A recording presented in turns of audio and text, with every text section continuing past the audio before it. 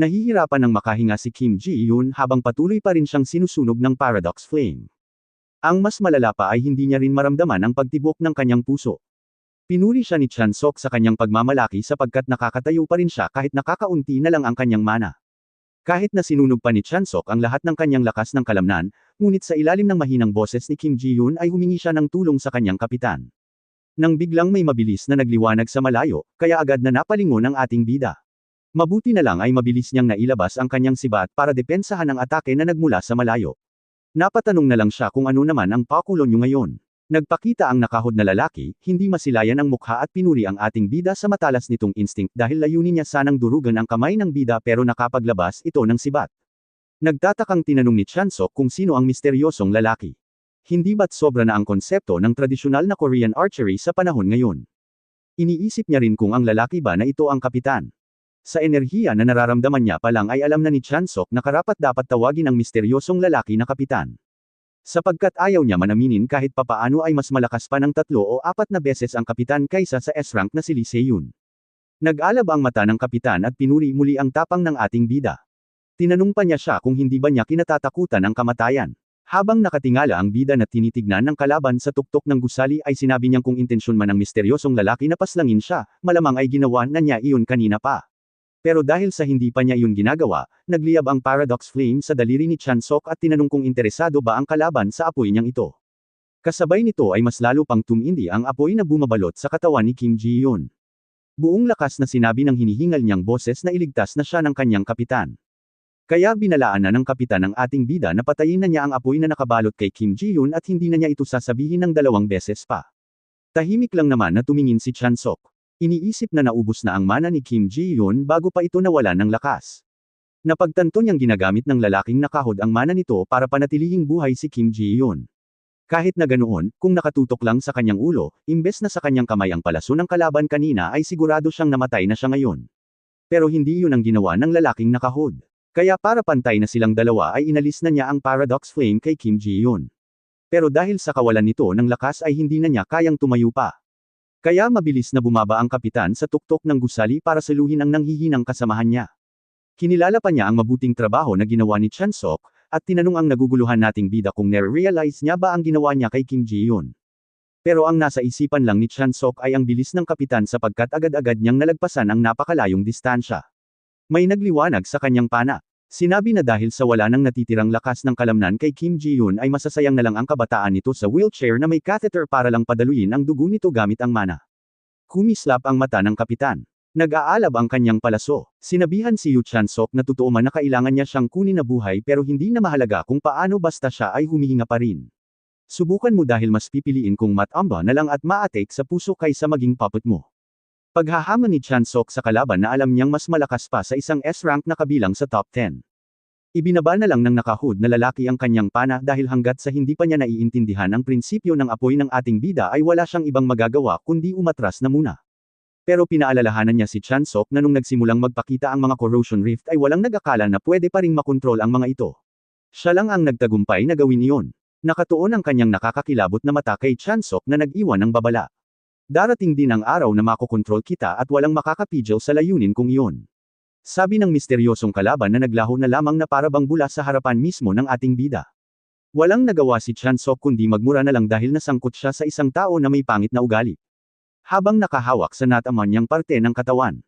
Lumapit si Han Sang-a at tinanong kung ang layunin ba ng mga taong iyon ay ang natatanging kakayahan ni Chan-sok.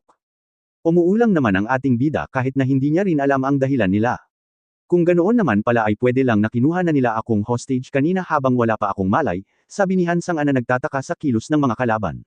Ang hinala ni Chan-sok ay dahil sa alam nila ang background ni Han Sang-a na galing sa marangyang pamilya. Pero tanong ng babae kung may pakialam ba ang mga terorista sa mga ganyang bagay. Kaya sinabi ni Chan-sok sa kanya na isipin niyang mabuti kung ano ang ginagawa ng mga terorista at kung ano ang kanilang mga layunin. Nagulat si Han Sang-a sa kasunod na tanong kung maaayawan ba iyon ng gobyerno.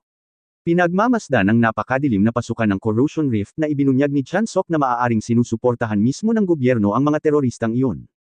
Naguguluhan na tinanong ni Han Sang-a kung hindi ba't hindi na nila kailangan na paksein ang corrosion rift na ito dahil ang mga terorista na rin ang nagsabi na ito ay kinokontrol nila. Pero tinignan lang siya ni Chan-sok. Nagtanong pabalik kung sino naman ang may pakialam. Sinabi niya kay Han Sang-a na magkunwari na lang siyang hindi niya alam. Medyo nahihiya na sinabi ng babae na hindi siya marunong magsinungaling. Alam na ni Chansok ang katangian niyang iyon kaya mamaya na lang nila pag-usapan ang magiging resulta dahil kailangan na muna nilang unahin ang problemang ito. Sinabi niyang maghintay na lang si Han Sang-a dahil mag-isa lang siyang papasok sa Corrosion Rift. Sinigurado naman ng babae kung ayos lang ba talaga na hindi siya sasama. Dahil hindi alam ni Chansok kung ano ang naghihintay sa kanya sa kabila ng pasukan. Tumalikod lang naman siya na sinabing malalaman niya rin kapag nakapasok na siya. Tumulak na ang ating bida sa pasukan at inabisuhan si Han Sang-a na magpahinga at magpagaling hanggang sa makabalik siya. Kumpiyansa sa sarili, walang pag-aatubili na pumasok si Chansok sa loob ng madilim na pasukan ng Corrosion Rift. Ang bumungad sa kanyang harapan ay ang matayog na gusali na mistulang ipinatayo sa mundo ng Merm. Ito ang Tsushima Grade 2 Corrosion Rift. Pinag-iisipan pa muna ang kanyang gagawin habang pinagmamasdan ang pintuan. At nung hinawakan niya ito ay halatang naninibago si Chansok sa loob ng isang Grade 2 Corrosion Rift. Iniisip niyang para sa isang kastilyo ng malalamig na nilalang, nakakatakot ang lamig nito. At ang enerhiyang yin na nararamdaman niya ay parang tumutusok sa kanyang baga sa bawat paghinga niya. Alam na niya kahit na hindi pa sinasabi sa kanya sa likod ng pintuan na ito ay ang kinaroroonan ng core ng Corrosion Rift. Kinakabahan na agad si Chansok. Ayaw niya man mag-isip ng ganito bago makipaglaban. Pero kung magpapakampant siya ng kahit kaunti ay maaari siyang mamatay.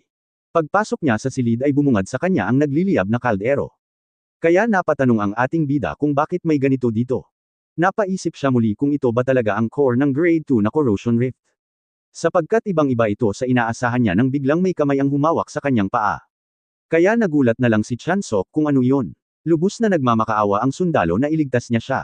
Kasabay nito ay may dila na lumabas sa kaldero. Naghahanap ng kanyang pagkain. Nanginginig ang kanyang boses. Sinabi ng sundalo na wala na ang mga paa niya at nagmamakaawa siya sa ating bida dahil lumulubha na ang mga pananakit niya. Nang biglang hinayla siya ng mabilis na dila at sa harapan mismo ni Chansok, iwinasiwas ng dila ang lalaki at parang sangkap na ipinasok sa kaldero. Sinubukan pa nitong manlaban pero sa huli ay tuluyan ng naluto ang lalaki sa loob nito. Nang biglang may kamay ang lumabas. Pero sa huli ay naging zombie na ang lalaki. Dito napagtanto ng ating bida na ang kalderong iyon ang gumagawa ng mga nilalang na patay gamit ang mga nabubuhay pang mga tao. Bumalik ang alaala ng ating bida nung siya ay napunta sa ibang mundo. Ang pinagmamasdan ng nanlalaki niyang mga mata ay ang kagimbal-gimbal na eksena kung saan walang awang nasusunog sa kanyang harapan ang mga mamamayan at patuloy pa silang humihingi ng tulong. Pagbalik sa kasalukuyan, halos masuka ang ating bida sa kanyang naalala. Puno ng galit ang kanyang mga mata. Tinawag na nakakadiri ang mga taong gumawa nito. Nang biglang may boses ang nagpatigil sa kanya, sinabi nito na may panibagong sakripisyo. Habang papalapit ang pinanggalingan ng boses ay napansin niyang kakaiba ang panibagong ito sa mga naunang sakripisyo. Itong mabangis pero pamilyar na enerhiya, bulong niya sa sarili. Ito ang enerhiya ng isang mandirigma, sabi ng maltong samurai. Nagliliyab ang kanyang enerhiya habang nakatitig sa ating bida. Hinamon ng samurai ang ating bida na ilabas niya ang kanyang sandata. Nagliwanag ang kanyang mata. Idineklara na hawasin niya ang kanyang espada gamit ang dugo ng bida. Nanlaki ang mata ni Chansok. Nagtataka siya kung ito ba ang core ng Grade 2 Corrosion Rift. Sapagkat sapat na ang presyon para patayuin ang lahat ng mga buhok niya sa katawan. Hindi makapaniwala na tinalo ng nakahod na lalaki ang halimaw na ito ng buhay at nagagawa pa niya itong kontrolin. Habang naguguluhan pa rin ang ating bida ay pinayuhan na siya ng samurai na mag-focus, pero tulala pa rin si Chansok dahil alam niyang wala pa sa ganitong antas ng lakas ang nakahod na lalaki. Kaya ibig sabihin ay may mas malakas pa sa nakasalamuhan niyang kalaban na iyon. Naghanda na ang maltong samurai. Sinabing ang pagiging kumpiyansa sa atake niyang ito ay magreresulta sa kamatayan ng ating bida na mabilis namang iginilid ang kanyang ulo para umiwas. Sa sandaling iyon, napagtanto ni Chansok na masyadong mabilis ang kalaban niya ngayon. Pinuri naman siya ng samurai dahil sa mahaba niyang panahong natitirang mabuhay. Naghanda naman na si Chansok, inisip na simple lang ang paraan para talunin ang isang malakas na kalaban. Bago pa man nila malaman ang kanyang kahinaan ay kailangan na niya itong tapusin sa isang atake lang. Tinitigan lang siya ng kakaibang mata ng multo at mabilis nitong inikot ang kanyang pagkakahawak sa espada para depensahan ang atake ng bida na nanggaling sa likuran. Dahil dito ay nagulat at napatingin si Chansok. Hindi niya inaasahan na ang pinakamalakas niyang pag-atake ay madali lang na nadepensahan ng maltong samurai. Ang mas nakakagulat pa ay hindi nakita ng kanyang mga mata ang kilos ng kanyang kalaban kung paano nito nadepensahan ang sarili na parabang isang guro na nagtuturo. Sinabi ng samurai na ang mabilisang atake ay hindi dapat nakikita. Tulad lamang nito, hindi muli nakita ng mga mata ni Chansok ang pag-atake ng maltong samurai. Salamat sa kanyang likas na kakayahang tumugon agad ay nagamit niya ang kanyang sibat para ibahin ang direksyon ng espada. Pero halata sa mukha ni Chansok ang pagkainis sa kanyang sarili. Tinatanong kung paanong mas lalo pang bumilis ang kalaban. Pinuri pa siya ng samurai sapagkat mahusay ang ginagawa ng ating bida na iniiwas ang mga atake sa mga mahahalagang bahagi ng kanyang katawan. Kaya ngayon ay hinamon na ng samurai ang ating bida na depensahan ang kanyang sarili sa napakaraming paghiwa ng espada. Walang nagawa si Chansok kundi tanggapin na lamang ang mga pag-atake na nagdulot ng pagtalsik ng kanyang mga dugo. Sa huli ay napaluhod na lang siya sa harapan mismo ng samurai. Kahit na nanginginig na ang buong katawan niya ay pilit pa rin niyang sinusubukan na tumayo. Hindi inaasahan ni Chansok na gagamitin na niya agad ang Paradox Flame. Ang problema, dahil sa hindi nabuhay na nilalang ang samurai ay walang silbi ang Paradox Flame bilang pansalakay. Kaya napapamura na lang si Chansok habang iniisip kung ano na ang gagawin niya. Nang mapansin naman ng samurai na nakakatayo pa rin ang ating bida ay namangha siya sa patuloy na mga sorpresa. Nagtataka ang kalaban kung ano nga ba ang kailangan niyang gawin para tuluyan ng bumagsak ang ating bida. Sa simpleng galaw lang ng kanyang mga kamay, mabilis na sumugod ang samurai. Sa sobrang bilis ay walang nakapansin na nabalot na pala ng mga hiwa ang buong katawan ni Chansok at tumalsik pa ang mga dugo niya.